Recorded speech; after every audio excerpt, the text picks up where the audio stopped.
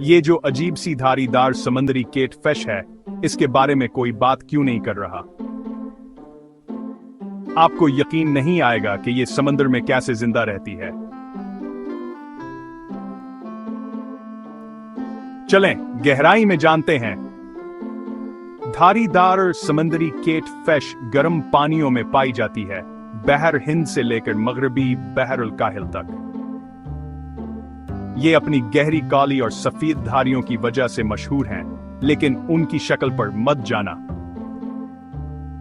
ये मछलियां हिफाजत के लिए हजारों की तादाद में एक साथ मजबूत गिरोहों में सफर करती हैं। लेकिन सबसे हैरानकुन बात यह है, उनके तेज पंखों में जर होता है, जो शिकारियों को डराने के लिए बेहतरीन है। जहां बड़े अकेले रहते हैं, वहीं बच्चे एक साथ एक चलते फिरते धारीदार बादल की तरह रहते हैं। जब उन्हें खतरा महसूस होता है तो वो अपने कांटे खड़े कर लेते हैं, लिहाजा इन्हें कभी हाथ मत लगाना।